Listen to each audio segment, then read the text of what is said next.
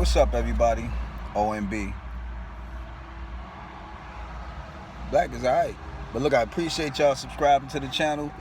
Do subscribe if you're not subscribed and hit the bell icon so you can be notified for future videos. Look, this is for the people who keep asking me about Pistol Pete. Okay.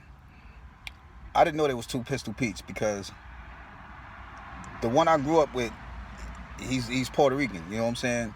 The other guy, he's just Pistol Pete. I forgot his last name. Pete something, you know what I'm saying? But it's not the same Pete. It's not the same Pete. You know what I'm saying?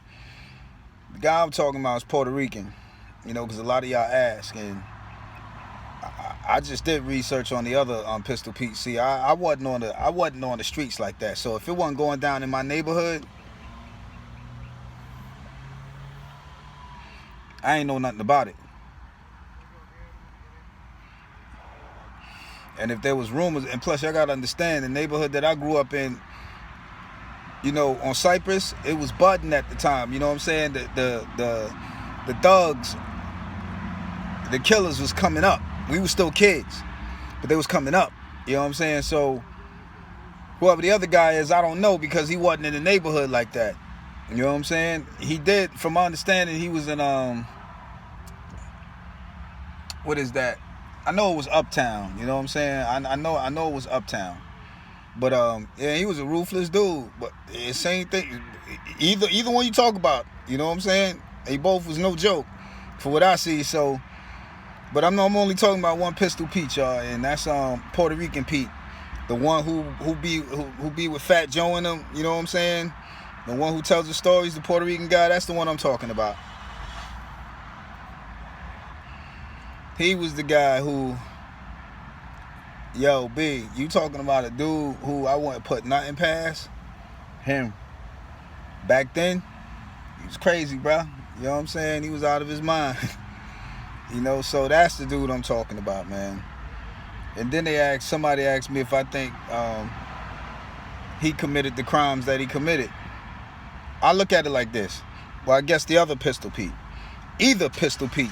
I'm going to give you my take, and I don't even know what they went to jail for, but I'm going to give you my take on whether I think they did their crime or not. No. But tell you why. Because both cases had to deal with cops. Any of y'all remember Larry Davis? This is all at that time, y'all. Well, the cops were so involved into the drug game that they had Larry Davis out there doing some work for him, doing some drug work for him. They was talking about coming back and killing Larry Davis. Larry Davis said, I ain't having that. He sprayed him, bro. You know what I'm saying? He sprayed all of them. He's like, nah, y'all ain't taking me like that. He eventually wound up getting killed or in jail or something like that. You know what I'm saying? But still, that's why when they asked me about a crime back then that drug dealers did, unless it's irrefutable evidence, I don't go for it. You know what I'm saying? I know the cops got a lot to do with it, and the stuff that's going on now is showing you that cops are crooked.